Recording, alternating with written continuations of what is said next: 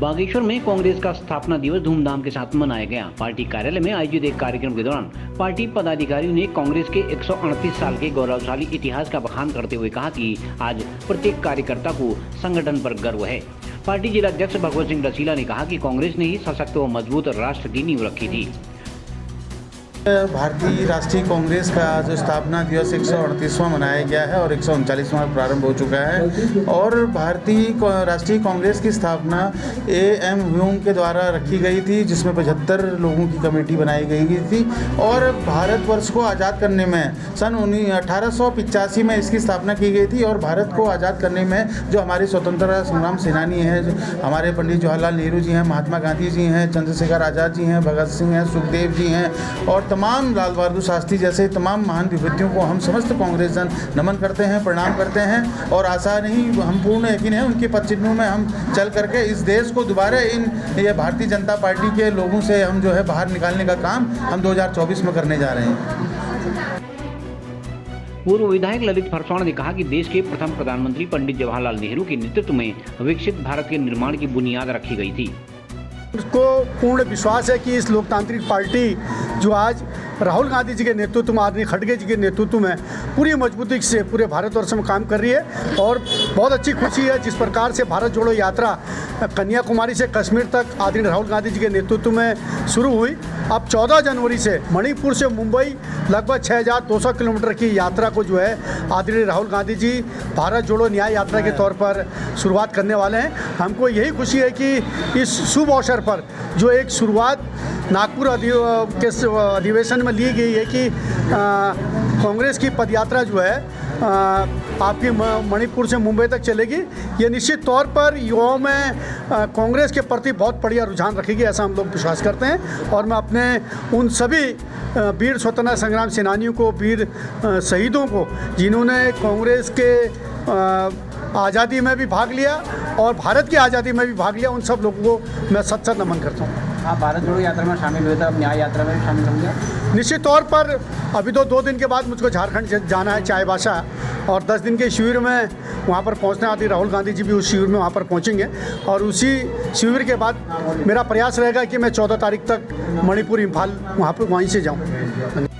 कांग्रेस के अन्य कार्यकर्ताओं ने कहा कि देश को प्रगति के पथ पर ले जाना है तो कांग्रेस की विचारधारा को अपनाना होगा। 28 दिसंबर 1885 को भारतीय राष्ट्रीय कांग्रेस की स्थापना की गई थी, जिसके संस्थापक एक अंग्रेज अफसर A.O. ह्यूम थे। इसकी स्थापना क्यों करनी पड़ी? क्योंकि उस समय भारत में अंग्रेज़ों का राज्य था और जो उनके दमनकारियाँ नीति थी और जिस तरह से भारत की जनता गुलामी के जंजीरों से जकड़ी हुई थी, तो उनमें एक आक्रोश का भाव था।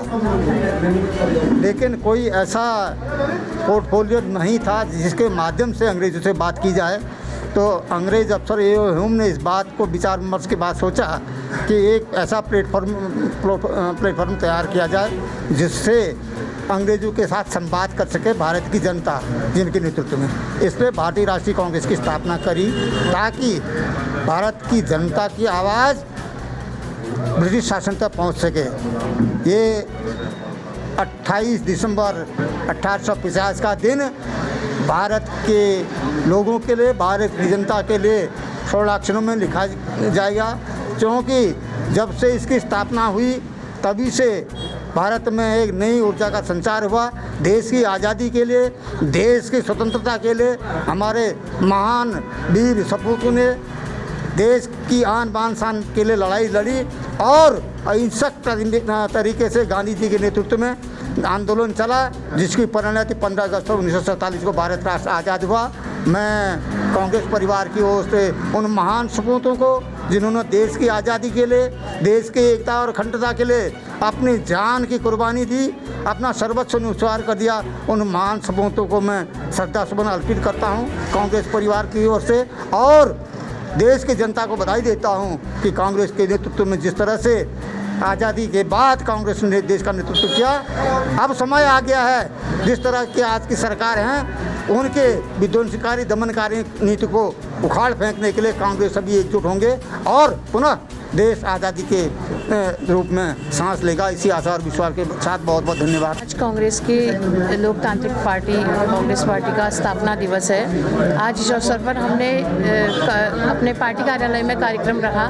आज हमें कांग्रेस पार्टी का होने के नाते बहुत गर्व की अनुभूति होती है, क्योंकि कांग्रेस में ऐसी महान विभूतियाँ हैं, महात्मा गांधी से लेके नेहरू जी, सुभाष चंद्र बोस, सरदार वल्लभ भाई पटेल जैसी महान विभूतियाँ हैं, जिनका नाम लेने से ही हमें स्वाभिमान की अनुभूति होती है।